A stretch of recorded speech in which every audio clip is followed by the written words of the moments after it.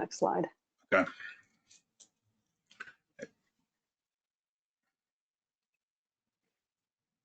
Okay, welcome everyone to the NAISMA webinar series. Today is April 22nd. Happy Earth Day. We have the great pleasure of having Chuck Bargeron speak today about the EDDMapS system. And this is Belle Bergner. I'm the Executive Director of the North American Invasive Species Management Association. I'm going to do a couple of housekeeping announcements, and then I'm going to turn it over to Chuck. So first, next slide, Chuck. Wanted to let everyone know that we are having a First Friday network session starting the first Friday of May. Members only, NAISMA members only. If you are not a member today, check out our website and join today to get access to this new opportunity for networking during this different time we are experiencing. Secondly, if you go to the next slide, Chuck. Our annual conference this year will be a virtual conference due to the coronavirus situation. So mark your calendars and join us for that. And next slide is shows a few of the membership opportunities. Please check us out after today. We depend on our member support for supporting the webinar series like this and additional programming that the North American Invasive Species Management Association provides. And with that, I'm going to have a couple of housekeeping announcements, logistics for the webinar. If you have a question, we invite you to type that into the question box in your control panel at any time during the webinar, and we'll go through and try to answer as many of those as we can at the end of Chuck's presentation. You're also welcome to chat in the chat box down at the bottom of that control panel.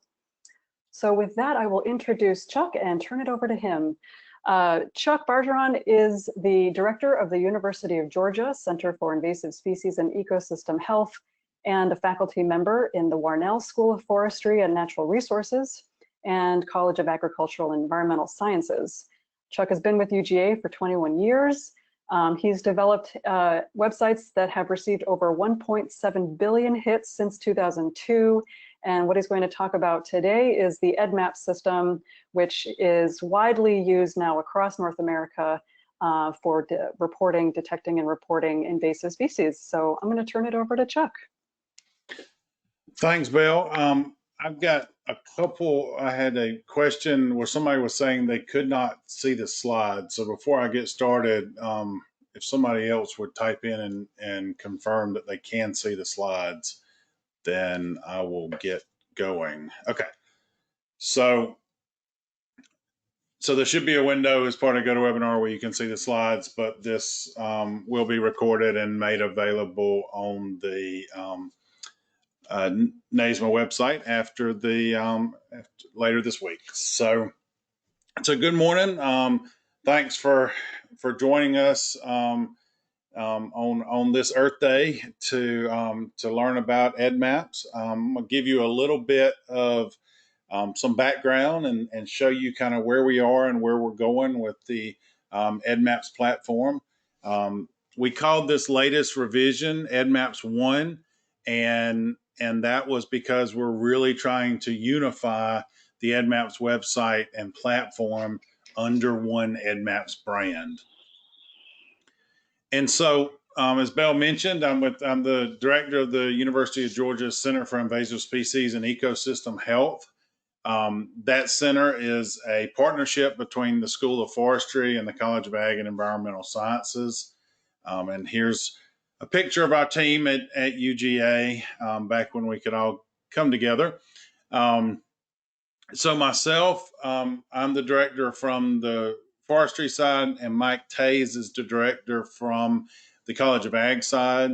Joe LaForest is our associate director, and he is also one of the co-directors of the Southern IPM Center. And our team is made up of programmers and biologists. Currently, Rachel Carroll and Rebecca Wallace are the two biologists on our staff.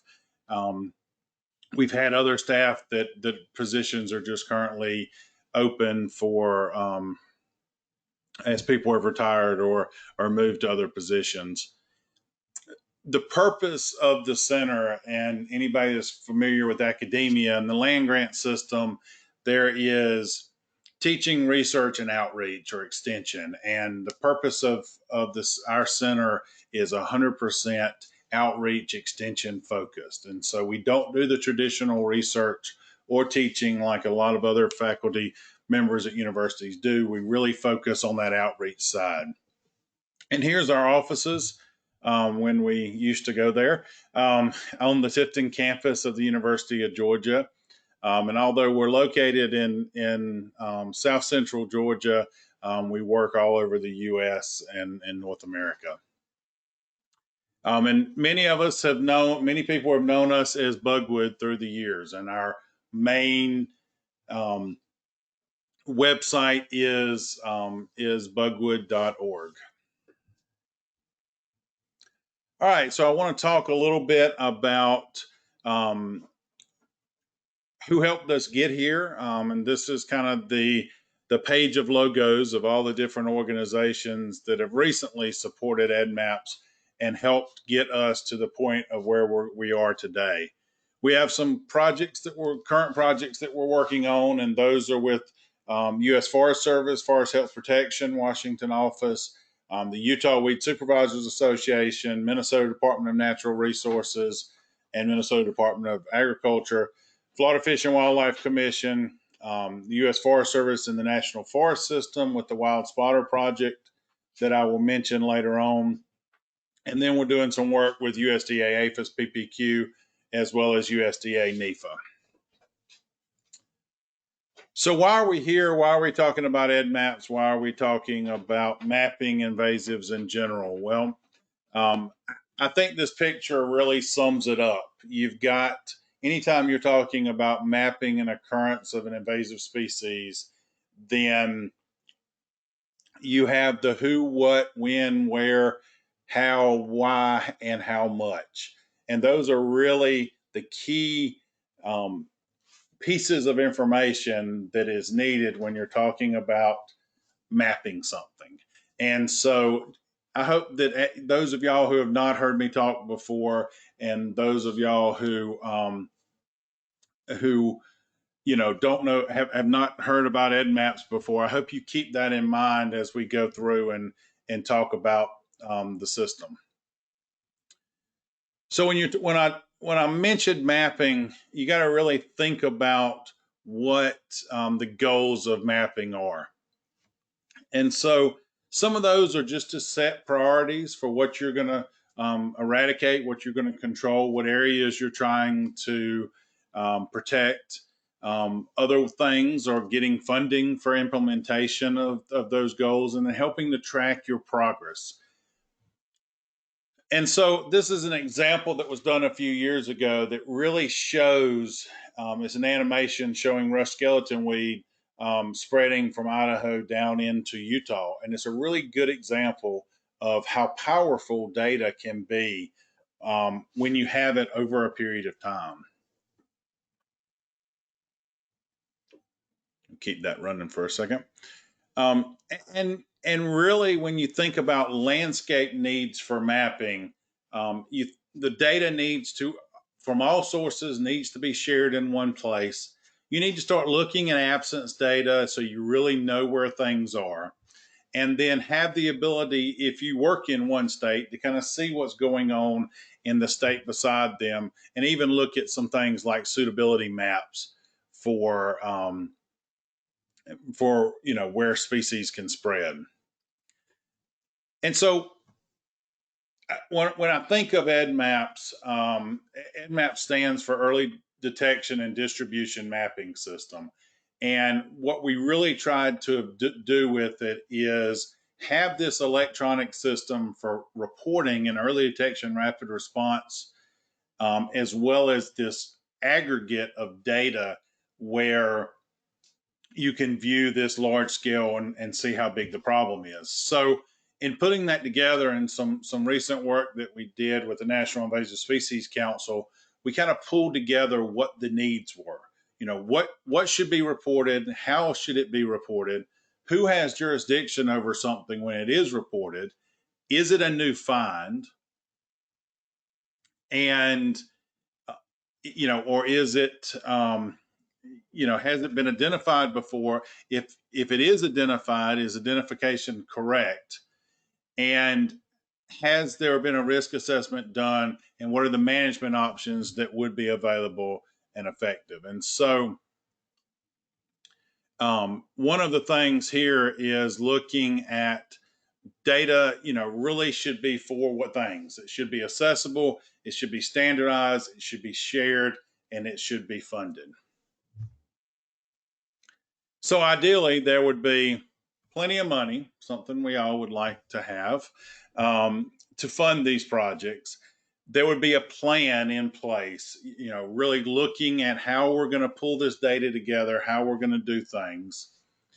There would be a common platform where all this data existed, and there would be a common vocabulary. We'd all call all the species the same thing, and we'd all work together. So that's not always the case. So one of the things that we've done over the last few years is really looked at some of the 4 major systems across the United States and tried to get those systems to work together and share data back and forth. So EDDMapS being one of them, and I'm going to go more into EDDMapS and the states it's currently being used in. We have data across most of the United States. And so that's EDDMapS. That would be system 1 of 4. Second system would be the IMAP invasive system. This was a system that started in New York and has expanded to include some other states beyond New York and is now part of the NatureServe infrastructure. Then there's the USGS Non-Indigenous Aquatic Species Database, which really just focuses on aquatic species, and it is funded through USGS, and they do a lot of work pulling data together from a lot of different sources into that system. And then the final fourth system would be the USGS Bison system, or Biodiversity Information Serving Our Nation. Their system's a little bit different. There's not like an online reporting form or a smartphone app, but it is a integrated system where they pull data from a lot of different sources and aggregate that data of all species, not just invasives. And part of that is being the North American hub to the GBIF system, which is a worldwide data sharing platform. And it's also where the Cornell eBird data is there. So about half of the 1.3 billion records in GBIF are from the eBird system.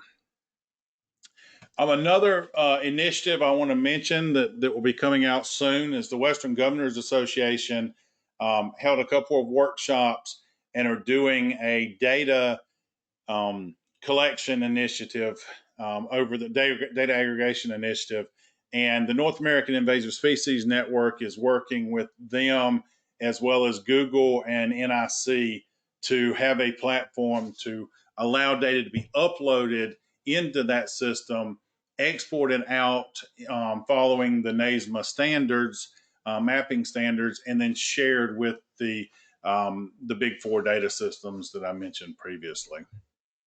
And if you don't know what NASN is, it is another group that is really just made up of some of the different invasive species centers across the United States and Canada and Mexico to kind of work together on different problems. And one of the focuses has been mapping, and so that is why it's kind of a sister organization to a group like NASMA that is membership based. This is really just made up of the kind of a consortium of the invasive species centers. So I want to give you some numbers on EDDMapS, and I'll go through these fairly quickly. So EDDMapS currently has 4.8 million records at the county level, meaning there's about 1 million that we don't have lat long for some reason. About 3.5 million records in EDDMapS. We have a latitude and longitude associated with them. That's covering 5,000 species and from 23,000 different reporters or sources. There's been 62,000 users registered to use EDDMapS. And then looking at the breakout of species, we're primarily plant focused, but we do have data on wildlife and insects and pathogens, and some of that's been expanding recently. Over time, in the last few years, we've seen a great expansion of the use of the smartphone apps, both iOS and Android, and that's where a majority of our records are starting to come from. Bulk data is still a big part, though, getting data from states that have their own data systems, pulling that data together, putting it into the standard format, and incorporating it into the EDDMapS system. In the past year, we had about 25,000 web reports and about that many smartphone reports that came in. Those were individual records that came in from users who were out in the field and updating that. And that equated to about 138 records every day, and that was up 25 from the year before. Last August, in August of 2018, we had 2,400 records that came in, and last year those records came from 4,600 different reporters. And this is kind of a look at the states and provinces where the data is coming from. A lot of data being collected in Minnesota and Wisconsin and Utah, and then with the other major states, you start seeing it pretty close. Most of these top states have some kind of education program in place that helps make the program successful in their area. So over the last 18 months, there's been a lot of planning going on, looking at the list of attendees. Some of y'all were involved in that planning, but we've had a series of workshops to really figure out what was next with EDDMapS. And the first one of those took place in September of 2018 in Salt Lake City, and it was really focused on the Western United States. We had 19 attendees from 9 Western states, and really put together a plan for where EDDMapS needed to move to support the needs primarily of terrestrial plants in the Western states. And so because of the success we had with that meeting, we decided to follow it up with another meeting that was hosted in Florida, in Southern Florida in May of 2019. And that meeting, we had about 13 people local as well as on virtual. And we kind of went through and looked at some of the needs for Florida, especially from a wildlife standpoint, and what kind of needed to be done to improve how EDDMapS handled things like pythons and tegus and monitors. And so we followed up the Western workshop with what I call round 2. It was hosted by the Colorado Department of Agriculture, and it was that last week of February, right before everybody's travel stopped. And we had 16 attendees from 7 states, both on the phone and in person. And at that meeting, we really kind of said, okay, what do we need to do in the next year, as well as looking farther out? And so some of the results of that was, we really needed to look at things like a dashboard. Here's some improvements to the smartphone app, some issues with data and the website that needed to be updated, the kind of the normal things, feature requests, those kind of things that you would look at, as well as really taking time to prioritize some of the education and outreach related to the EDDMapS system. And so I'm going to kind of talk about that as we go through and talk about the new website. The Florida workshop, we really talked about some things with verification, improving that, issues with like obscuring coordinates for traps in certain species, and then kind of tracking the rapid response for some of the wildlife reports. When a report comes in, somebody immediately responds, and then making sure that follow-up is there through the system and documented. And then we had some conversations about the dashboard as well, and issues like bringing in the iNaturalist data. So I mentioned the round two. We're still prioritizing some of the short and long-term goals, and we'll have that document that'll be available. If anybody wants to see that, just contact me. We're kind of going through the ranking process right now with those plans.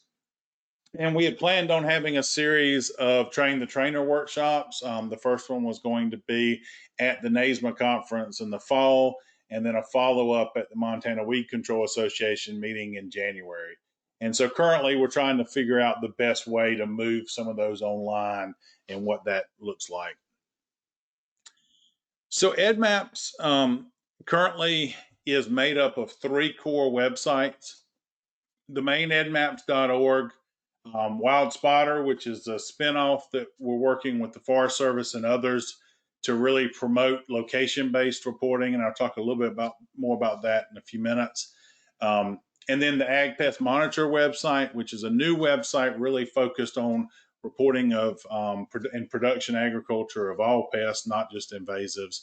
And then we're going to be working on an invasive.org website, really focused on some of those high impact, high visibility target species and reporting those and expanding that from what has normally just been Florida to a larger area.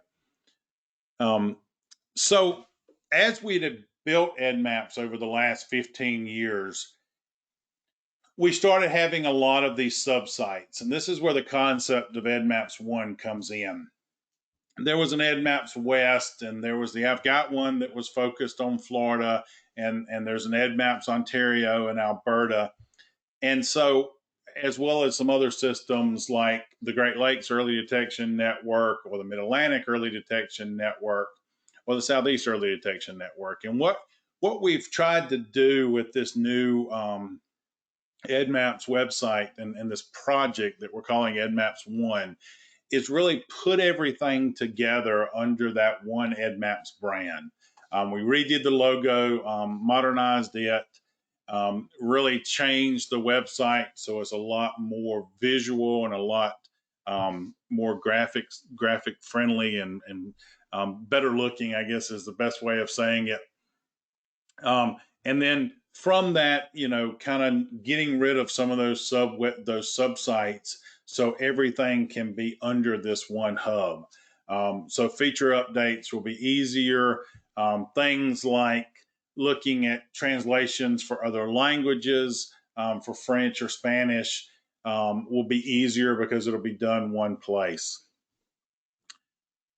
And so I'm going to go through and kind of show the new EDDMapS website. All of this is available at eddmaps.org.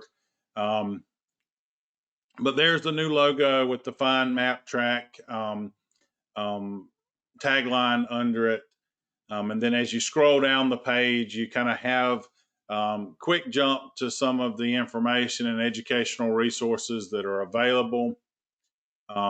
Links to the smartphone apps, recent reports that have come in, alert reports, kind of the first things that are being reported in a county. A lot of these are agricultural based as we expand into that. You've got your statistics and links to some of the projects. The Canadian websites are still being merged into EDDMapS One, but we'll be part of it soon. And then, supporters as you get down to the bottom of the page. Kind of going through the tabs at the top, you start off and you go to report. This is after you've logged in, and it says, well, what are you reporting? Okay, well, I'm reporting a plant. Well, where are you reporting it at? Okay, I'm reporting it in Georgia. And so then you're given a standardized reporting form where you can go through, fill out the information about where it was. If you have, if you surveyed an area, you can draw a polygon for that area, and it will calculate that. And as you scroll down, then you're given a map where you can draw a point, polygon, or line on the map. It'll calculate what county it's in, and have that information, save that information with the record. You can upload up to 5 images currently through the web interface. And then when you hit submit, it is sent off for verification. And I'm going to go through that in a few minutes. Move over to distribution maps. Again, you can kind of narrow these down by whether there's a plant, insect, disease, or wildlife. Once you choose the species, so in this case, I chose purple loosestrife, then you have really 4 different choices of maps that you can see. You can see the state level map, a county distribution map, as well as the point distribution map. And that point distribution map, allows you to quickly zoom to your location if you've got location services turned on your computer or on your phone. You can turn off different layers. So if you don't want to look at the negative records, you can uncheck that and turn the negative layers off. And all of these maps are made shareable so they can be integrated into other maps and into other applications and shared that way. Another option you have is just to view a list view. Here are all the records with the ID, the user, the location, and the date that they were reported. And so this is searchable, and you can go through if you're looking for a specific record. Moving to the next tab, species information. This is something that we've been working at the center and at Bugwood for a long time, is pulling together pictures, profiles, and information about species. And so all of this is part of what you get under the species information. So as you scroll down, there's links to other resources. There's selected images from the Bugwood Forestry Images invasive.org archive, and you can zoom in and see those pictures.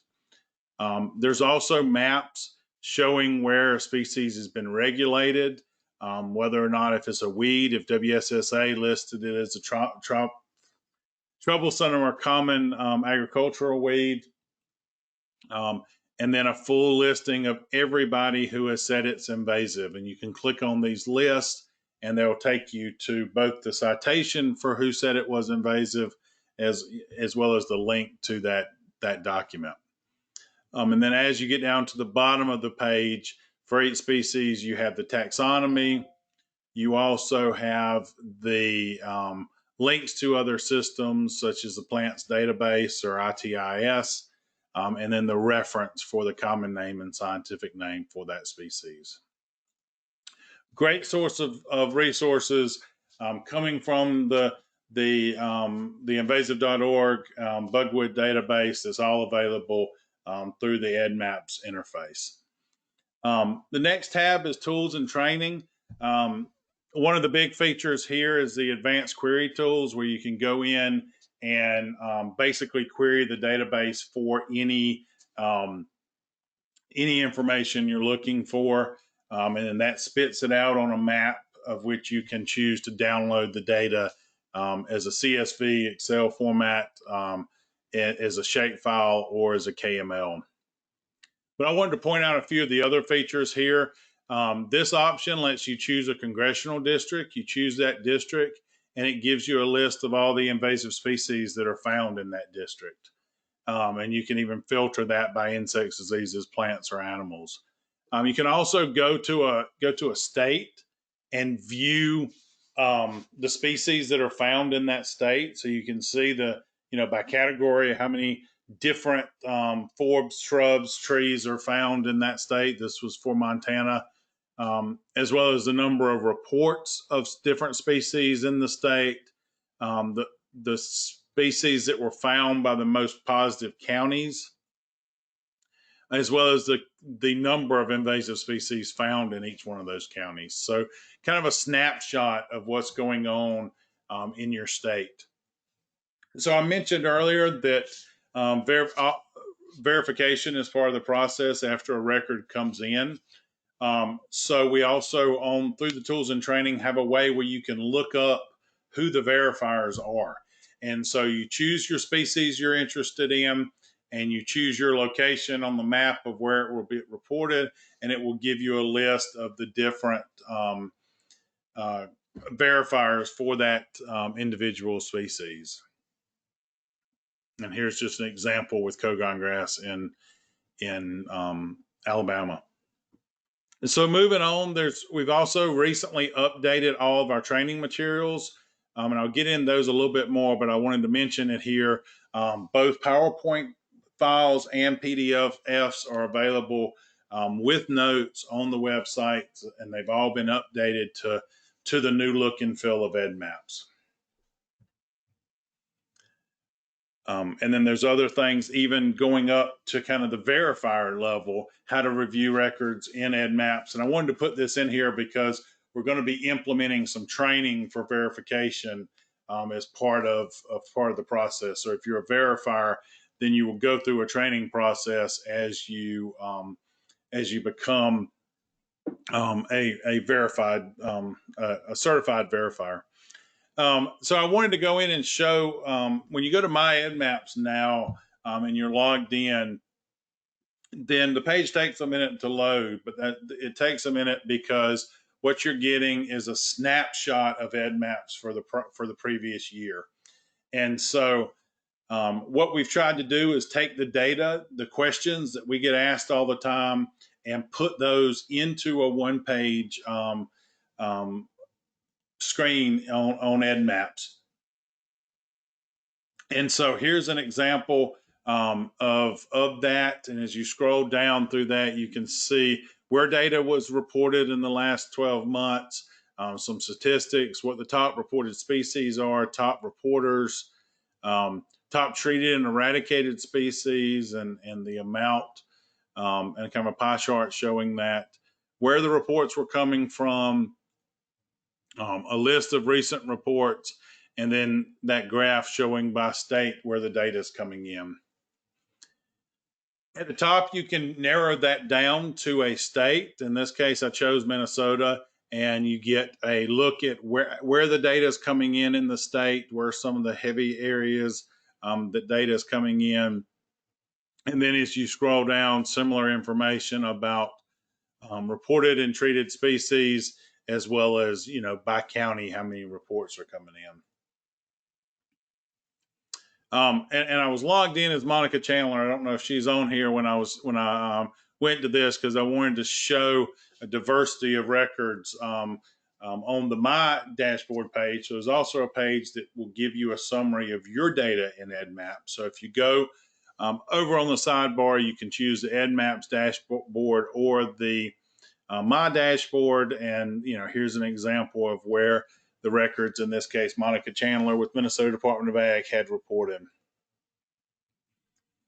You can also verify your verify. You can also review your records that you have. It'll show you the status of whether or not they've been verified and made public yet, as well as additional information where you can revisit those records, edit those records, etc. Some other features on the My EDDMapS page are user uploads. This is how you send bulk data to EDDMapS, and you can go in, submit that data, and it will be added to the queue to be incorporated into EDDMapS. If you go on and you request data to be downloaded, then this gives you a view of what you requested and what the status of that data is. So sometimes you request data and it comes almost immediately. Sometimes there can be a delay, and so this kind of gives you a feel of where that data is. Some of the new EDDMapS app, as well as the EDDMapS Pro app, allow for you to have your own list of species, and so that's we've added that where you can manage that, manage your alerts, what you get alerted for when the new records come in, and then this is for the verifiers, how they see the data and how they can go through, click on the records, see the pictures, see the information, and determine whether or not it can be reviewed. And then finally, as we move across the top, the final page is the About page. and that just kind of gives you some background and information about the EDDMapS project. A few other features that we've added that we're starting to roll out is the invasives not near you.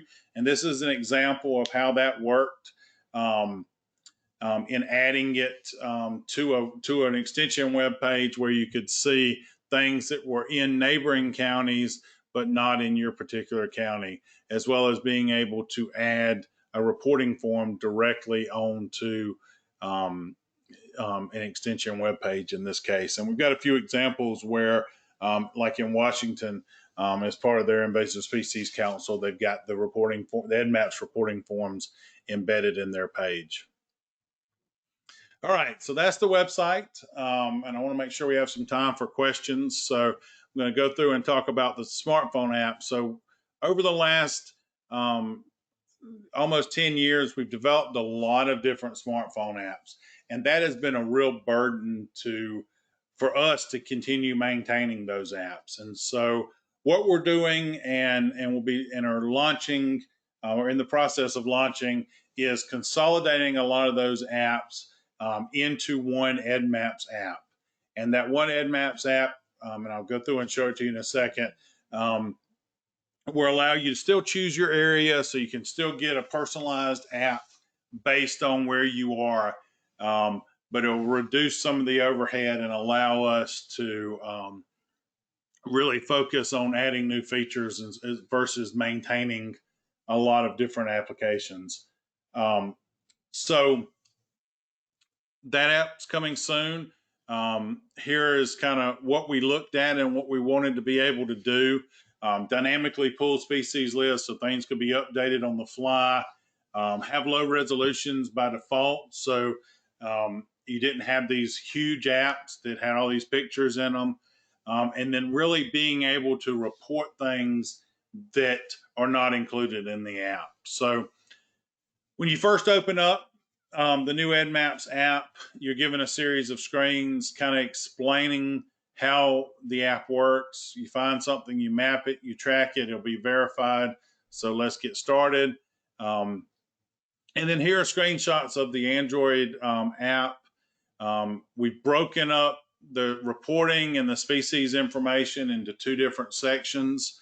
So there's no confusion about whether you're looking at the information about a species or whether you're going through and doing a report. I mentioned before, you can incorporate your My Species list. It's dynamically pulled from the website. You can also do a search for a species to report. It will hit our server and it will allow you to search for scientific or common name, so you can report species that are new that are not included in the smartphone app. And it's still going to have the great pictures and information that are available in the other apps, as well as an updated mapping interface that will use the native mapping function of the phone versus incorporating a web view, which they previously have. And here's just an example of the different report forms. You click on the subject to choose which one you want to report. You can upload pictures to go along with it. You can hide the exact location if it is on private property. I think that there's a question about that, and I usually get that. When you are reporting something on private property, I usually say make sure that you have permission to be on the property, but then if there's some privacy issue with that data, but it's still important to document, then you can always check private or check hide exact location in the form when you upload it. Within the app, you can draw points or polygons, and we've got reminders added to it. So if you do not upload your data, it will send you a reminder to remind you, hey, you put data in, shouldn't you upload that data? We also included a way to save the report photos to your gallery, so you will still have a copy on your phone. They won't just be attached to the EDDMapS reports. So the Android app is actually available now. We're still kind of in the testing rollout phase, but you can go to the Google Play Store and download that Android app, and we're putting the final touches on the iPhone app, and we're going to roll out some changes throughout the summer, but we wanted to get it out and let people start playing with it. The next tool that I could do a whole webinar on, but I'm just going to kind of give a quick overview, is EDDMapS Pro. EDDMapS Pro is a tool that we developed working with some of the counties in the state in Utah and in Montana, as well as some feedback from a bunch of different users on what they needed to be able to do in the field and how they need to be able to collect a lot of data at one time. So we developed a different style app that's been out for a couple of years now. It's focused on mapping being the interface, and you can download data packages onto the app so you can do work offline. And it's really all about changing the colors of points. So points are no longer just positive. They show the real state of where particularly plant reports are, whether they've been treated, negative, eradicated, etc. So the maps start telling a different story. We've had a big success with this going from 2018 to 2019. We jumped from 2,600 new reports through EDDMapS Pro, and from 8,400 revisits to 19,000 revisits. And people have started using it for some unique things like tracking all the tree of heaven in Illinois, so it could be used if spotted lanternfly shows up. And it's really a county-based tool, and we've seen as we go through that 130 different unique counties have done revisits, did revisits in 2019. One of the big features that we're wrapping up, really its full integration for this summer, is image projects, and that's going to show some where you can take before and after pictures of a site independent of the EDDMapS records, and then it kind of uses the overlay so you can see where your initial picture was, so you can take that second picture and it really show up well for the user. And here's part of that interface. I'm just going to click through this quickly of managing those reports and being able to go in and verify that.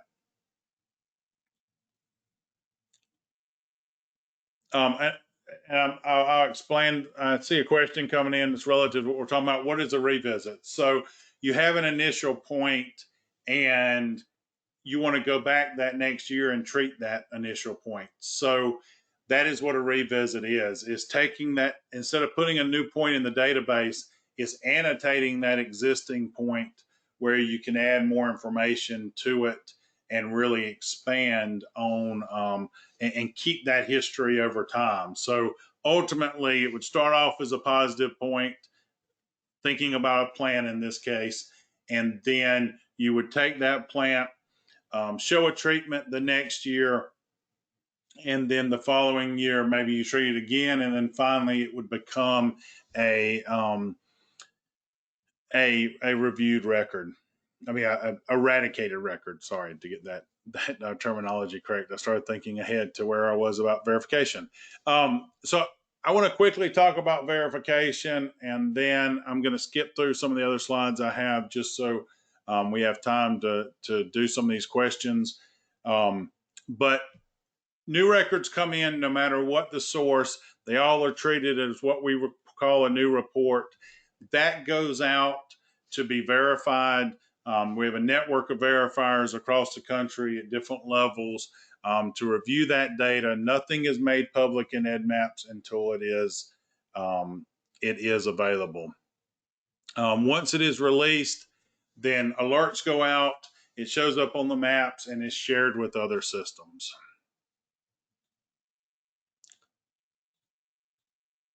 And we currently, like I mentioned previously, are working on this verifier training, and you'll start seeing check boxes beside verifiers who have gone through the training.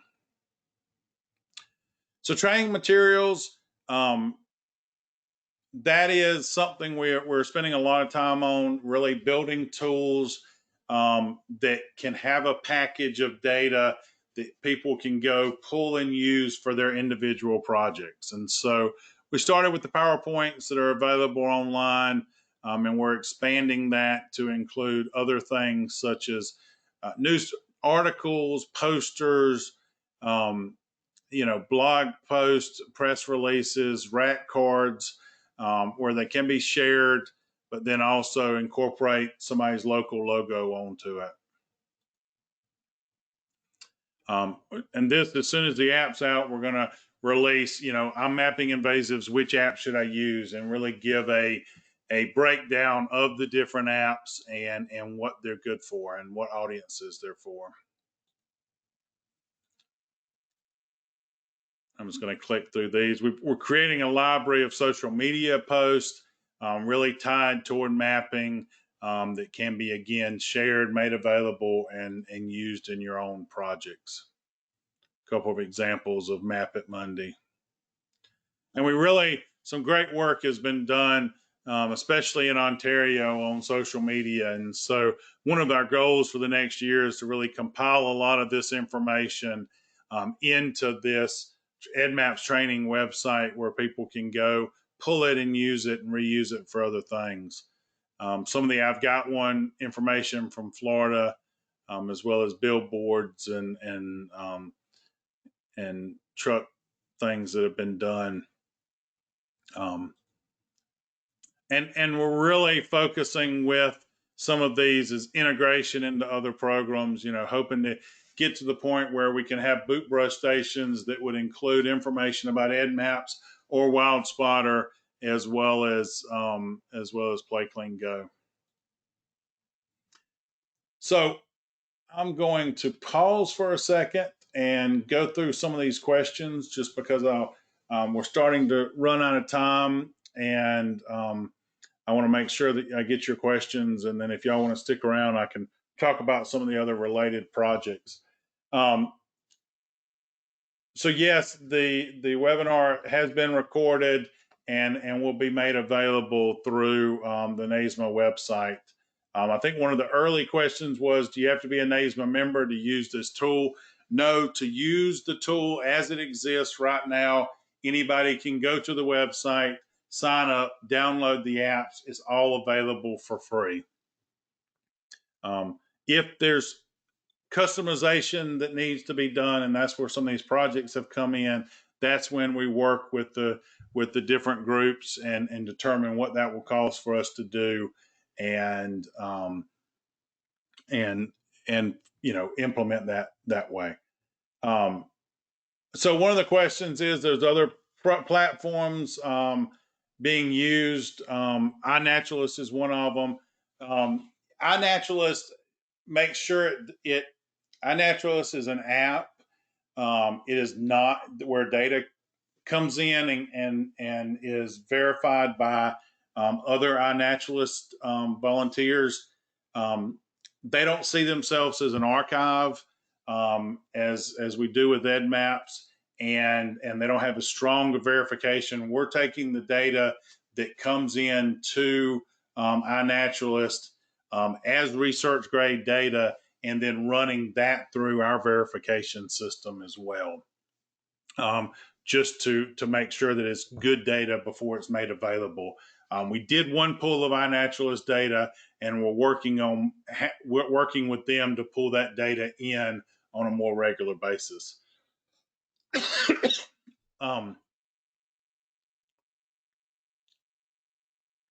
So again, another question about iNaturalist, and one of the things that we really see EDDMapS as being different is we've tried to build a program around EDDMapS versus it just being an app and this crowdsourced citizen science program. We really want it to be something that can be used by everyone from volunteers to professionals, and have that training part of it. One of the questions, incorporating EDDMapS Ontario into EDDMapS One, that's something we're working on, but it's something I hope will happen in 2020 as we expand the maps. Well, does reporting function accept incidental reports, or is it meant to be more standardized survey? Absolutely, incidental reports can be reported through EDDMapS, and that is something that that is definitely one of the goals of EDDMapS. Our state regulations, part of it, to a point, they are. What we really try to do is if it's something that is a regulated species, we make sure the appropriate regulatory authorities get the information when it comes in. So we update at least annually the contacts from the National Plant Board. So the State Department of Ag rep and the USDA APHIS rep are included. And when a new species that's of regulatory concern comes into EDDMapS, then they are emailed. Projects on the new site, those are kind of some of our legacy projects. A lot of those are going to be integrated into this main site. And I'm going to, I have my email address up in a minute. And if you have, I see some more lengthier specific questions that, so iNaturalist does not allow their data to be used for regulatory purposes. What is EDDMapS policies? Where EDDMapS is a, is an archive, and it is an aggregate data source where the data through it has been verified. So usually by the regulatory authorities in a lot of cases. So I would say that data could be used to make an argument for the distribution for a regulatory type thing. Are you updating, expanding the common name list to match the state we list? We're doing the best we can on that and trying to keep those consistent, all within one database. And sometimes that can be difficult because states call things different things. So if you're missing, if you see data that you know has been taken and it's not available, then reach out to us and we will be glad to incorporate that data. So there doesn't have to be a formal process for an area to start using EDDMapS. One thing is you do want to probably check with us to make sure that if an area where there's not a formal education program going on, we may not have an active verifier in that area. So if you're starting in a state that has not been a heavy user of EDDMapS, that is something we may need to identify a verifier. It sounds like apps like Glendon will eventually be phased out. Do you have a timetable for when that will be? So the answer is no. Our hope is that people are going to start using the new app and will ultimately stop using the old one. And as we see the reports drop off, then we will probably at some point push an update that says, hey, this app is not going to be supported much longer. Try the new app, and then ultimately retire the app when the reports are really low. Let's see. So currently, a question, currently there's a bunch of regional apps. Outsmart Invasives is one for the New England area. Let me see, other questions. iOS will be ready. I would say in the longest in the next month, it'll be made available. We just want to make sure we get it working and all the bugs out before we do a large release. So we can accept bulk data. You can submit that through the website once you log in, and there's a process. There's even a new survey that goes along with that when you update the data. We are sharing data with the Midwest Invasive Species Information Network in Michigan, and that data is updated routinely. And let's see what else.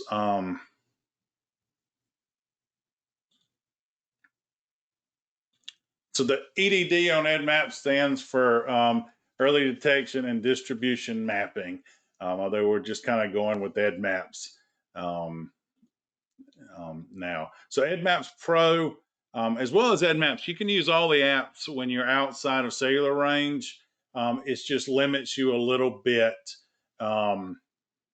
in terms of a few of the features, but you can always take a report, save it in your queue, and then once you get somewhere with cell phone coverage, add it in. So I want to mention a few other things, and then I'll put my contact information up. There's been a lot of things built on EDDMapS. SIPA is a tool built in Florida, but is expanded, and Utah is actually using this tool to help rank their grant projects. It's a really cool tool built on ArcGIS, but tied in to the EDDMapS data. And we've had little projects like one to look at damage to plants and to indicate when you see damage to an invasive plant so they can look for new biocontrol opportunities.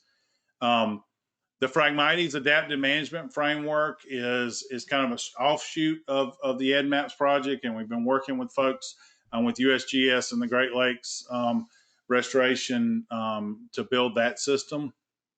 I mentioned Wild Spotter, really focused right now on Forest Service areas, and but going to expand, and just another way to target a different group, but all the data going into the EDDMapS framework. Minnesota and Wisconsin have really taken EDDMapS to the next level, and I'm going to skip through this, but and there's a system to track, a private system to track treatments. So you get your basically your daily pesticide records, and they're all linked into EDDMapS reports. I mentioned briefly Ag Pest Monitor. For those who are familiar with the ag side of things, there was a system called iPipe and IPM Pipe, and all of that information has been integrated into this Ag Pest Monitor system, which again is built on EDDMapS, but it's a neat concept because there's new development going on the ag side to do things like coloring counties, to do trap counts, as well as some new mapping tools that all will be integrated into more of the invasive species world of things, time-lapse maps, as well as new mapping things, text alerts, so you can actually get alerts sent to your phone. So let me see, I did not, one of the other things is integrating modeling. If you've noticed, and I didn't go through all these maps, but we've incorporated for a lot of plants a project that Jenica Allen did that shows county-based spread of species. And you can look at it from one model or from multiple models up to 13, and then also have a map of future certainty based on those models. So really just looking at ways to integrate how things will change with climate change into the EDDMapS platform. And so what's next? I mentioned updating the maps. We're going to move away from Google Maps, which I think will give us some more power in terms of what we're able to do and better options. Doing some better integration. I had a few questions about Art Collector, ways to better integrate Art Collector forms and Survey 123 into the EDDMapS platform. EDDMapS is not directly an ArcGIS tool, but it is mirrored onto an ArcGIS server. So there are some options for us to do things there. Gamification is still something we're very interested in pursuing, making it fun, having some kind of additional way to make reporting invasives fun. One other thing we're looking at, like iNaturalist, with the species recognition, image recognition, we're really looking at that as a way to recognize whether something is an invasive or not. And then hopefully maybe with the combination of that and some other tools, looking at some ways to do some augmented reality type things. If you've ever played Pokemon Go, it would be that concept of doing some identification as well as some additional information when you look at something. But I want to thank my team. We're all working in a different environment now, and all of my staff are working from home, but we're continuing to make updates and changes to the EDDMapS tools and fix bugs and respond to requests. So I want to thank my team to moving into this new environment that we're in now.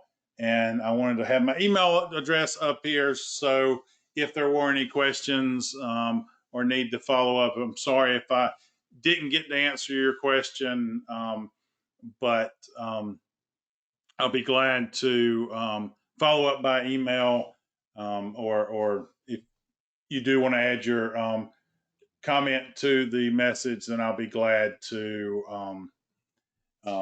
respond to it. Excellent. Thanks, Chuck. And I want to just again thank you for this fantastic presentation. I know EDDMapS is incredibly popular and growing so, and we get questions here at NAISMA a lot about how do I get access to EDDMapS and how do I integrate it. So this has been super helpful. Want to thank everyone for joining us again today. And as Chuck mentioned, this webinar was recorded and will be posted on NAISMA's YouTube channel and will remain publicly accessible through the month of April. And after that, all webinars will be back to their member-only access area for NAISMA members. So if you are not a NAISMA member today, check out the opportunities at naisma.org. And thank you all for joining us today. We really appreciate you taking the time to learn about this fantastic tool, and we hope to see you again.